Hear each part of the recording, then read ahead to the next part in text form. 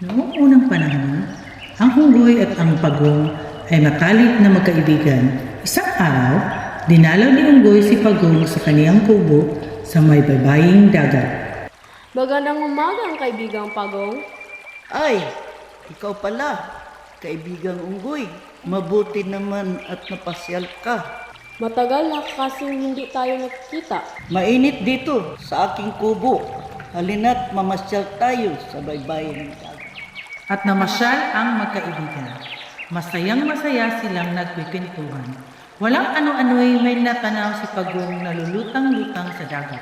Pinagmasdan nila itong mabuti. Naku! Isang puno ng saging. Ating itong kunin. Sige, lahon natin. Kukunin ko. At mabilis na lumusong si pagong sa tubig. Inihaon sa pampang ang puno. Hirap na hirap si pagong. Huy, kaibigan, abutin mo naman. At ngingising-ngising inabot ni unggoy ang puno. Naku, sariwang-sariwa ang puno. Kay lalago ng mga dahon. Oo nga, siguro, kabubunot lang yan. Buhay na buhay. Akin ito, itatanim ko. Uuwi ko sa amin at itatanim ko. Aba, huwag ka naman ganyan. Ako ang unang nakakita. Ako ang nag-ahon. Tapos, gusto mong suluhin ngayon? Maghati tayo. Payag na ako. At hinawakan na rin ng mahigpit ni pagong ang puno. Naghatakan sila, ungol ng ungol si unggoy. Oh, sige na nga. Payag na ako. Pero kailangan hating-hati at sa akin ang bahaging may dahon. Ito! At pinagtulungang hilain ni na pagong at unggoy ang puno sa kubo upang hatiin. Bigyan mo ako ng ita at hahatiin ko. Akin ang bahaging ito. Akin.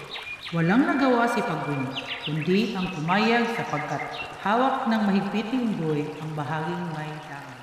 Oo na, payag na ako. Akin ang bahaging may ugat. Kung ganun ay, uuwi na ako baka pa ito malanta. Itatanim ko agad. At sila nga ay naghiwalay. Umuwi si unggoy sa natuwang-tuwa. Pagdating sa kubo ay itinanim niya agad ang puno ng saging. Pinipilit ni unggoy na ito ay mabuhay. Diniligan pa rin niya ito araw-araw. Subalit patuloy pa rin ang pagkalanta nito. Samantalang si pagong ay tuwang-tuwa. Ang kanyang tanim ay unti-unting nagkakadami. Naku! Ano ba ito? Patay na yata ang saging ko. Ano kaya ang gagawin ko? Tumingala siya at nagpapasalamat sa Diyos. Makalipas ang 5 buwan, tuluyan nang namatay ang tanim ni unggoy. Lungkot na lungkot siya. Ang kay pagong naman ay naging mabulas at namunga. Wala akong swerte. Malas ako sa pagtatanim. Mabuti pa'y dalawin ko. Malas ako sa pagtatanim. Mabuti pang dalawin ko. Ang kaibigan kong si Pagong. Nabuhay kaya ang kaniyang tanim? At lulugo-lugong lumakad si unggoy patungo sa kubo ni pagong.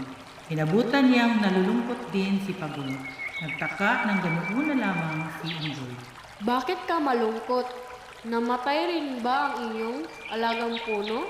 Anong problema mo sa puno? Hinog na ang bunga ng aking puno. Hindi ko naman kayang akyatin upang aminin. Ha ha ha!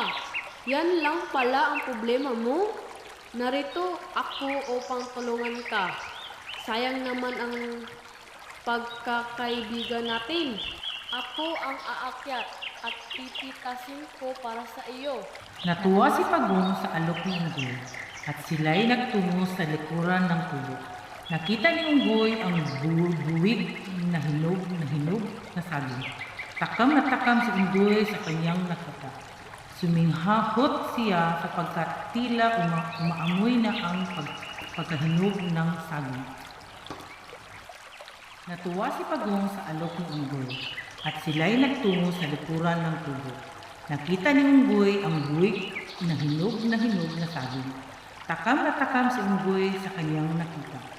Suminghot siya sapagkat tila umaamoy na ang pagkahinog ng saging. Aakyatin ko na. Tika muna, Mag-usap tayo. Ibababa mo ang lahat ng saging at paghahatian natin. Sige, sige, payag ako. Aakyat na ako.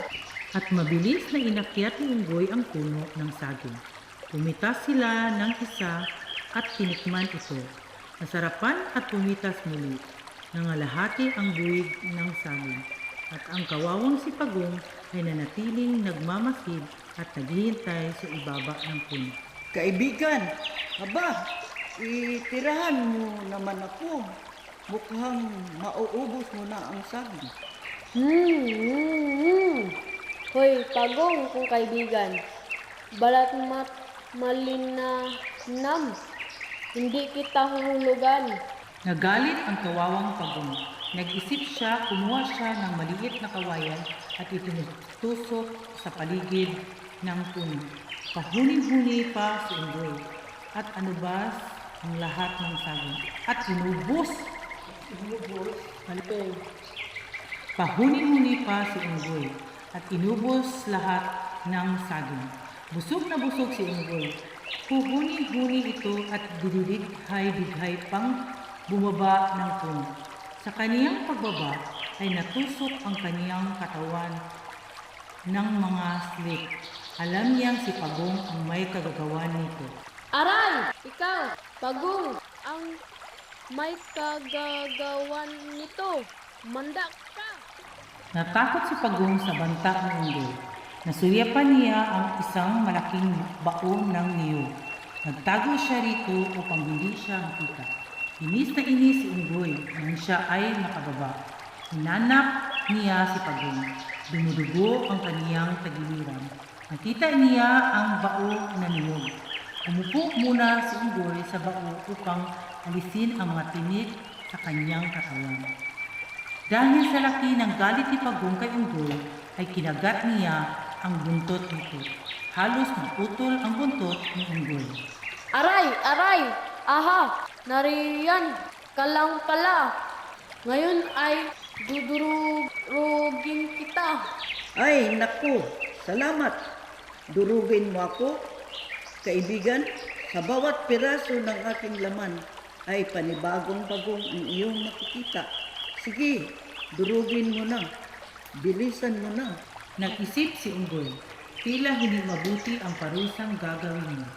Ikatutuwa pala ni Pagong ang gagawing parusa, nag-isip siyang mabuti. Ikatutuwa pala ni Pagong ang gagawing parusa, nag-isip siyang muli. Ha! Ha! Ha! Alam ko na. Itatapon kita doon sa malalim na bahagi ng dagat. Kaibigang Unggoy, maawa ka sa akin. Dikdikin mo na lang ako kaysa itapon sa dagat. Maawa ka naman, hindi na ako galit. Naubos naman mo naman ang saging. Naubos mo naman ang saging ko. Maawa, tingnan mo ang ginawa mo sa akin. Kung ganoon, ngayon din ay itatapon kita doon sa malalim. Hinihagis ni Unggoy si Pagong sa dagat. Natuwa si Pagong dahil doon naman talaga ang kaniyang tirahan.